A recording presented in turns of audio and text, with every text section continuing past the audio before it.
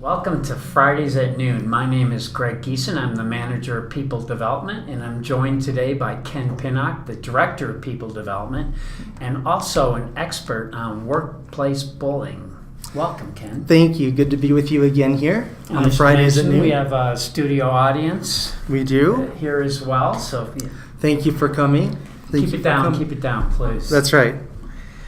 Before we begin, I just want to acknowledge you because you recently co-wrote a paper and presented at a national conference, and on top of that, you won some kind of award on workplace bullying. Yes, I've been working with a couple of colleagues on the East Coast with this topic, and so we co-authored a paper. It's going to be published this summer in the Journal of Global Business Research. Mm-hmm. Bullying is a global phenomenon.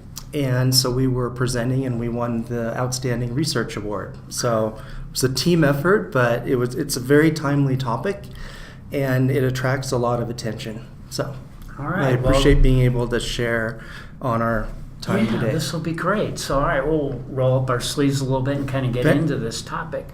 Now, you've been in HR for a long time. Mm-hmm. What I'm curious about is what drew you to this topic as a personal interest? You know, it was, well over 12, 15 years, or 10 to 12 years. And where I worked, one of the clients I worked with called with an employee problem. And at first it sounded like there was a typical performance problem and conflict between a manager and employee. So I was kind of talking through those steps and that kind of thing. But then the person mentioned mobbing. And I said, well, what do you mean? Mm-hmm. This was the Canadian consulate here in Denver, and the head of office, was his title, said, I think we have a mobbing situation, and I asked about that. And he said, well, bullying. And I said, well, tell me more about that. So this was when in the early 2000s to, mid-first, part of the decade, it wasn't talked a lot about here in the States, but definitely in Canada, and it was a global phenomenon then. So it went on to describe the behavior that the employee was experiencing. And what caught my attention was there was a clock, like we would have a clock in an office. And when this employee would be arriving to work, let's say 8 o'clock, what that manager would do is push the big hand ahead of 8 o'clock and then say, you're late again. And then when the person was going to be leaving, the manager would move the big hand of the clock back and say, why are you leaving already? It's not even 5 o'clock.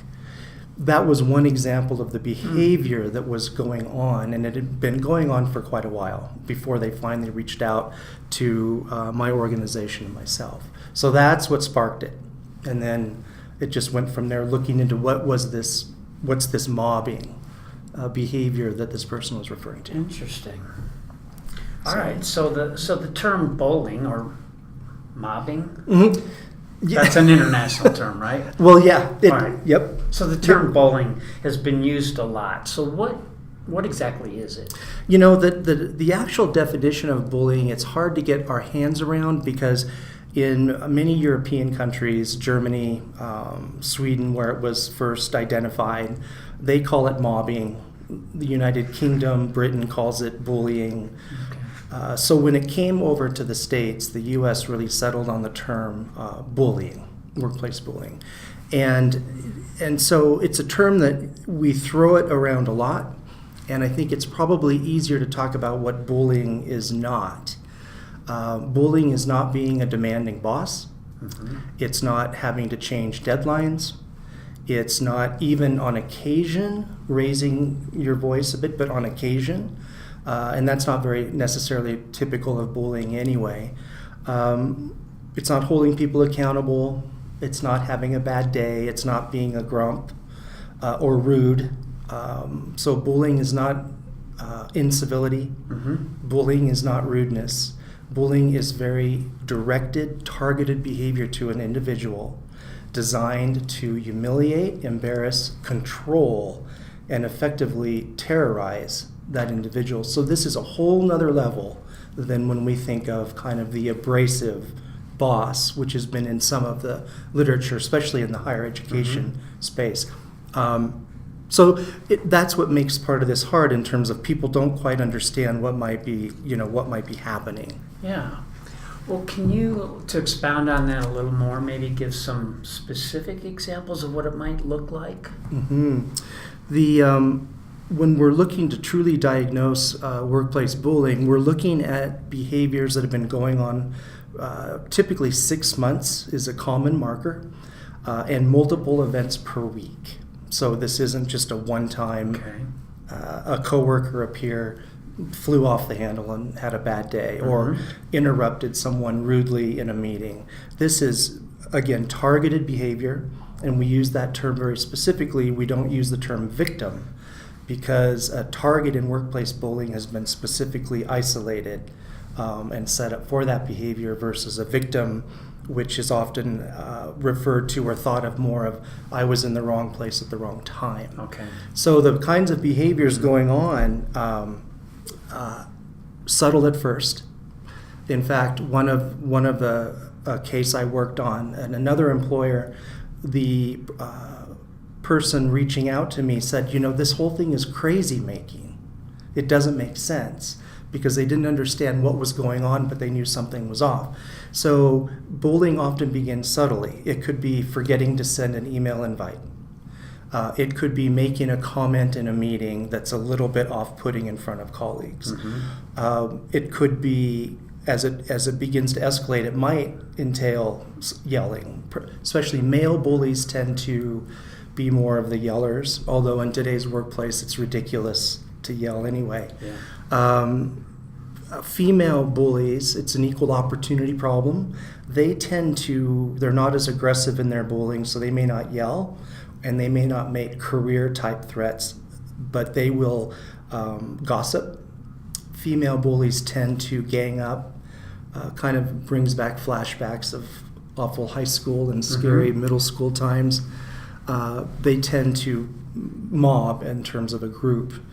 And then the bullying can escalate, withholding resources, changing deadlines at the last moment, but it's very targeted. Then it could be raising the voice. It could be threatening the job. So the behaviors are designed to instill fear. It's very much about control, fear. To the point, one employee shared with me once that they spent over a half hour trying to decide whether to send an email or not, because they knew that email would be picked apart and sent back. So the behaviors are very insidious at first, but tends to escalate, and there is often a power differential. So for the sake of this interview, though, we're primarily focusing on a bully versus a group of bullies. Yes. I imagine that would be really difficult if it was mobbing. It isn't, yeah. But what we see more often is there's the bully and one individual going after someone, and then it's kind of a one-on-one. So you've kind of already talked about this next one, but is it primarily U.S., the bullying part, or is it because of the mobbing that you talked about? Is this really more of an international kind of situation? It's really an international, and so the conference we were representing was an international conference, and it was first identified in Sweden by a German psychologist, was studying bullying, workplace schoolyard bullying. Right. Then, in the course of that research, he started to notice, this was in the mid-'80s, started to notice similar behaviors happening in the workplace. So that's started to turn his direction. And that was when the term started to come about. So really it came over from Europe, if you will. So it's widely recognized throughout Europe, the European Union, there are laws. Canada, there are laws. Australia and Asia, there are laws. So it truly is a global phenomenon, as I mentioned, but the U.S., we're a bit unique with this issue. Part of it might be culture. In the U.S., we've had a love-hate relationship with the bully. We kind of admire the bully. It's stand up, pick yourself up, you deal with it.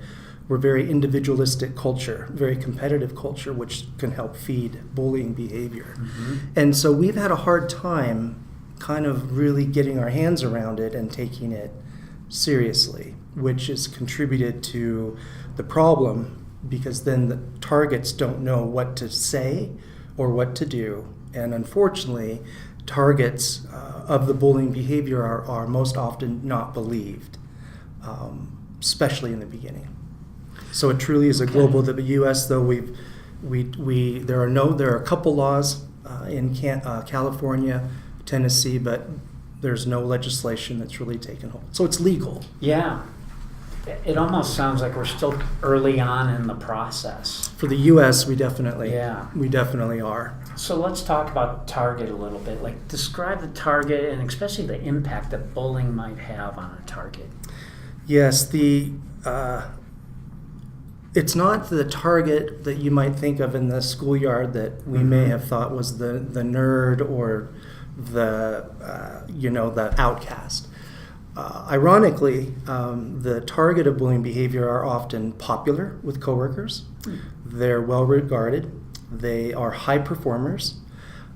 So they are not weak, if you will. They've been very successful. And that's part of the challenge, because why they often don't come forward, similar dynamics to domestic violence.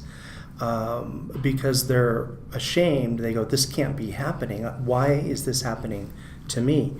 At the same time, they might be less confrontational, so it could be harder for them to push back, especially early on. And so it's not necessarily who we think of as a typical target.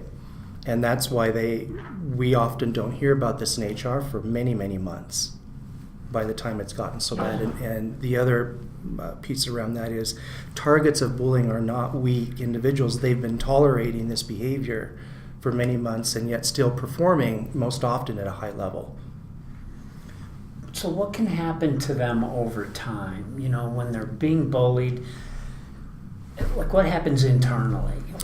Well, it's a lot of things, but it's one of the hallmarks of true bullying is some kind of medical health impact, physiological or psychological. So depression, clinical depression, anxiety disorder. Yeah. But then we start moving into cardiovascular disease. Yeah. There could be substance abuse, but there's definitely a physiological impact. Yeah. Because if they do nothing with it but just internalize it, then obviously you're going to see those kind of symptoms occur. Yeah. And exclusionary behavior is pretty typical. Yeah. Are targets typically in the U.S. men or women? The majority, statistically speaking, are female. Roughly, I think you mentioned in the 57% is what I saw the last time. Well over 50% are female. The targets are female. Yeah. And bullying is not about physical, so it's very rare does it ever move into that physical space. It's all emotional and verbal. But interestingly, while the majority of bullies technically are men, and many of them are supervisors, which does feed that stereotype of the bullying boss, not all. So peers bully peers, subordinates have even bullied managers, but it's typically there's a power differential. And interestingly, the majority of targets that female bullies target are female. Yeah.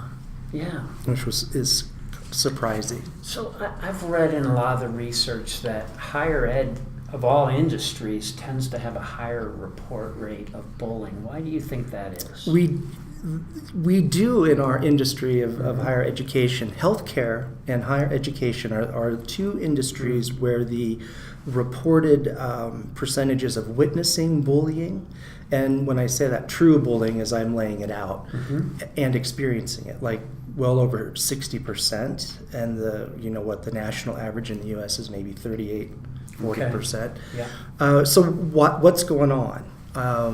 For higher ed, specifically near and dear to our heart, a number of things. One is the siloing effect in higher education. So units, there's often not a lot of collaboration because everyone is working on their own initiatives. Very competitive cultures. They're competing for resources all the time. Tenure. There is research showing that tenure does contribute to it, although nothing is, quote, definitive, but the idea that when you have tenure, you're protected.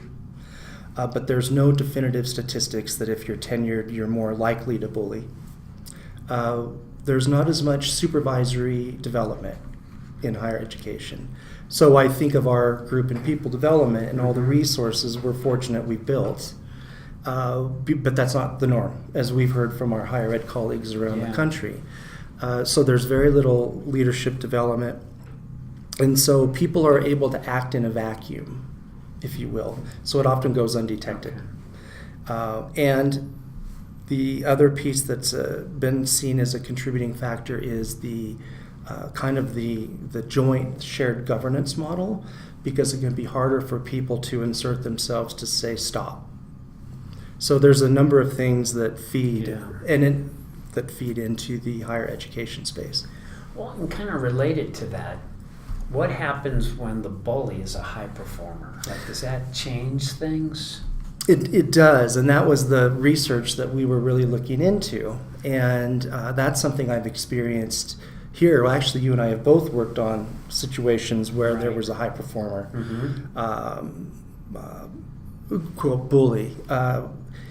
They're often their immediate manager in general is often a codependent, where they will protect that person because they're delivering. And so there can be a great hesitancy to confront.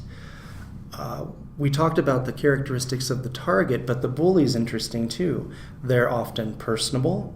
They're often high performer. They're popular, and they perform. And so often there's an immediate denial. That can't be. He would not do that. She would not do that. And so Well, and because the organization's getting so much back from them, like I can give you a couple non-higher ed examples when I was a consultant. One was this company where it was clearly the high performer, and so what they decided to do, because they didn't want to lose him, is they sent him to like a high-priced leadership program, which, of course, to the other peers made it look like he was being reinforced and recognized for bullying. But their theory was, we want to keep this guy and he just is not trained. You know, maybe if we put him into these people skills situation. And then another one was, and this will be no surprise to you either, it was a hospital that specialized in pain therapy or pain whatever research. And it was the top surgeon or the top doctor who was a pain specialist, and he was the reason people came to that hospital. It was known for his work, and yet he berated and treated people terribly, and he didn't care. And so they chose to look the other way, and they just wanted to try and make the colleagues around him happier, but they had no intent on giving him an ultimatum and really addressing it. And so they never did. Yeah, that's not uncommon. Where managers can be a bit short-sighted is they focus on that individual's deliverable, so the doctor. There was a case in Men's Warehouse, a famous one, that actually did go to court. The top-performing salesperson, horrible behaviors were being demonstrated, humiliating in front of customers and such, but he sold. But they finally, enough was enough. They ended up terminating him, and actually performance of the store went up, because once that person was gone, the rest of the group was able to then rise and thrive. But it's hard, and that's where you really need to enlist the leadership, because they'll tend to respond more to their immediate leader than they would necessarily to an HR person. Well, and related to this point, I mean, you talked about statistics. 73% of the bosses are the bullies, apparently, and 18% are more peers. So that's it's like a double-edged sword if the bully is your boss, has the power. Right. On top of that, what options do you really have? But more importantly, what does it say about the culture of that group or that company when they enable a bully to exist for a long period of time. Like, you know, that's where like a toxic work culture comes up. A toxic work culture and bullying are different, but when you have work cultures where everything is about winning, so very competitive, where then they allow that behavior, and some are very open about that behavior, like whoever wins this one gets it. Others know it's there but deny it. So the culture helps support it, if you will. And when you have a culture with a lot of change, also bullying can take root there, because when there's a lot of change going on, there's so much need for control, which is a hallmark of the bully. So micromanaging is often a common bullying behavior. People will increase in bullying behavior to exert some sense of control over what's happening. But they tolerate it, and no one has ever said no.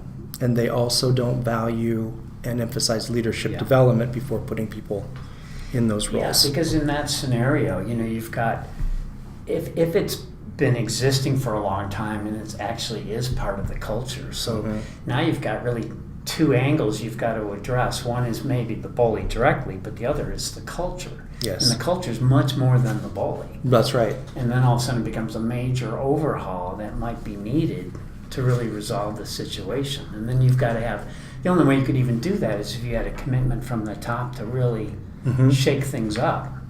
That's right. And I think what's kind of re-energized interest in this topic is the Me2 movement.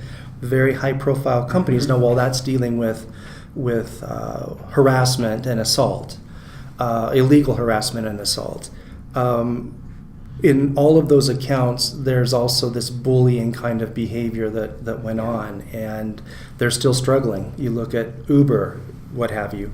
Apple is another one. They had to deal with the late Steve Jobs to the point where they removed him. Yeah.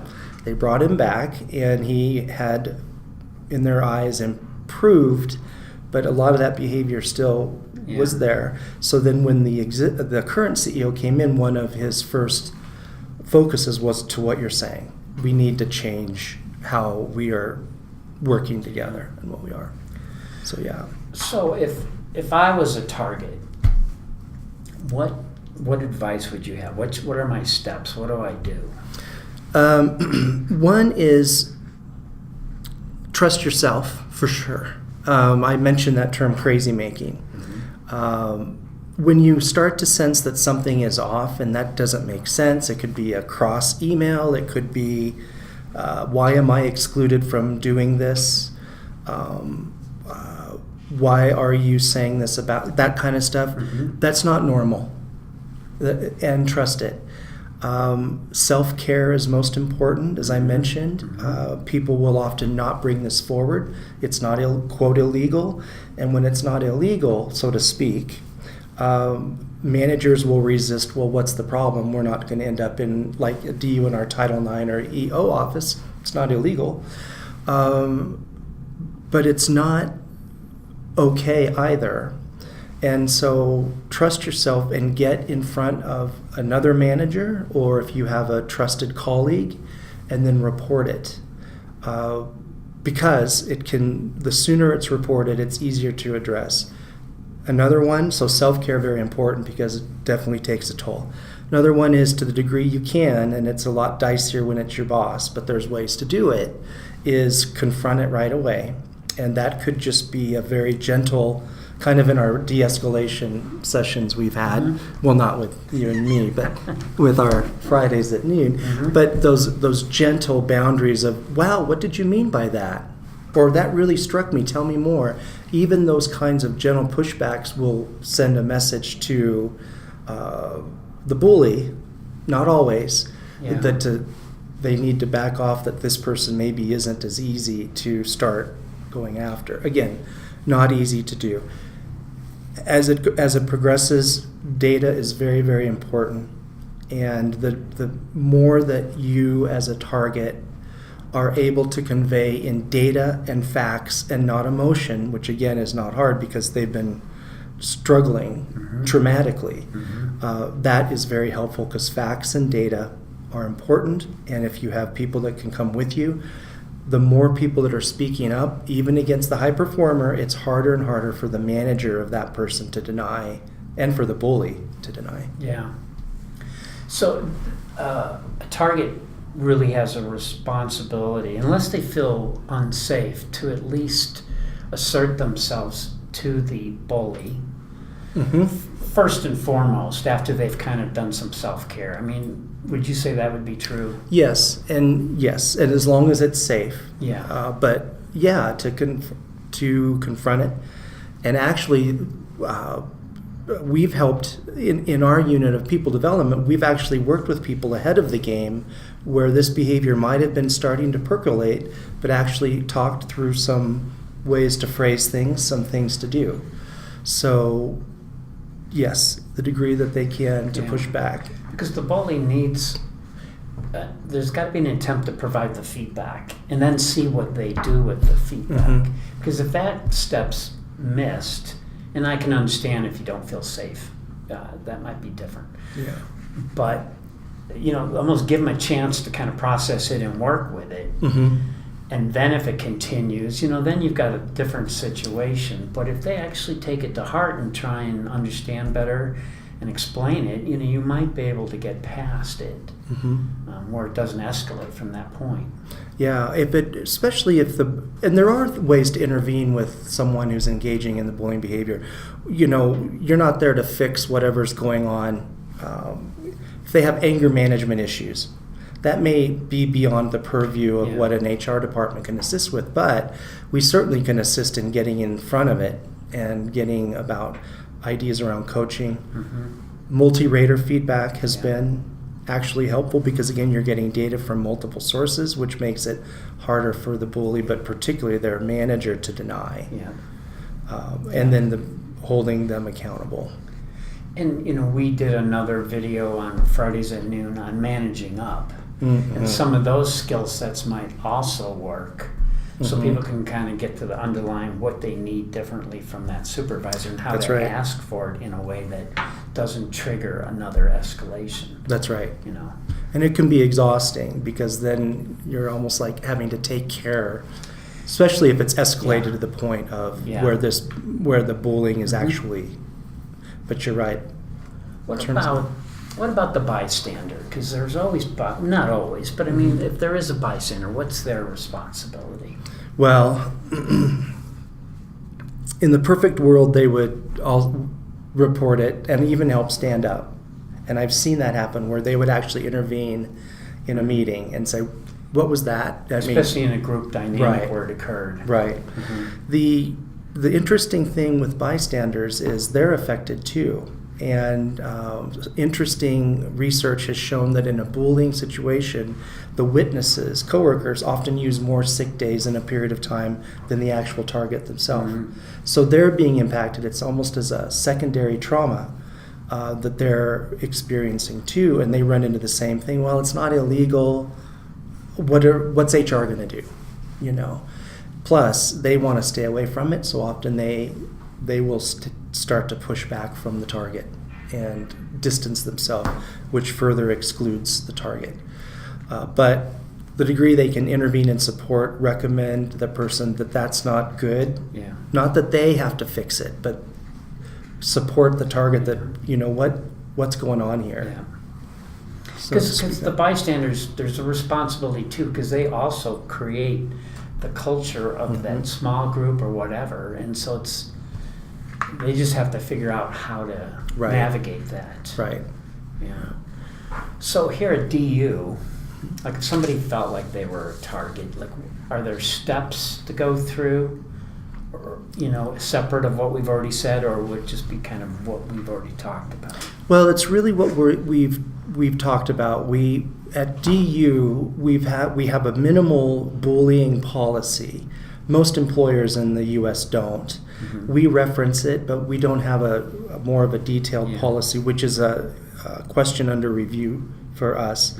But reach out to resources, whether it is with a coworker, and get them to come with you to meet with the ombuds person, just to start to feel it out, to come to HR.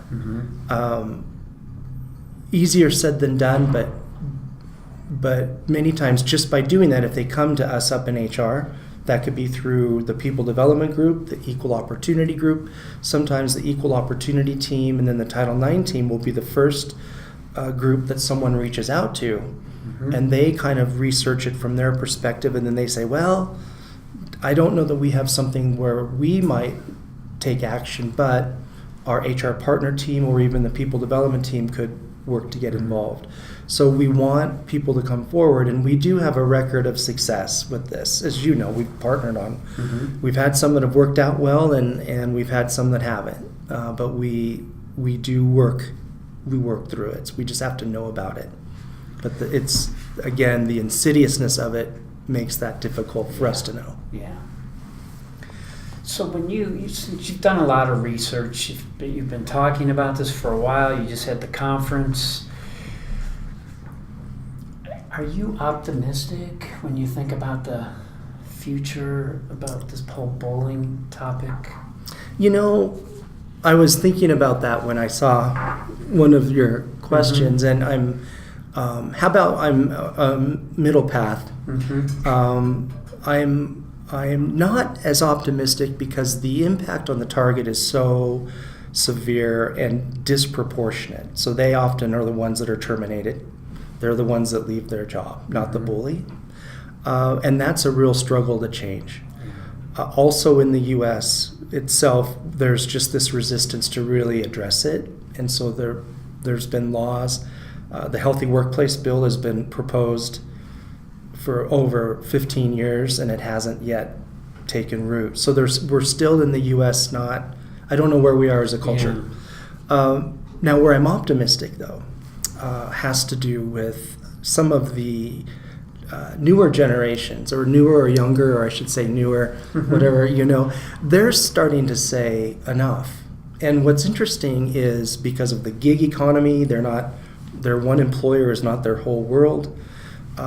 We see this on sports teams where players will now push back when coaches yell. So could you imagine being a football coach and not yelling? But that's becoming more of the norm, that because people are like, what are you doing? Yeah. Even in sports. Mm-hmm. So I think the newer generations are looking at this differently, and they're saying that, well, this is ridiculous.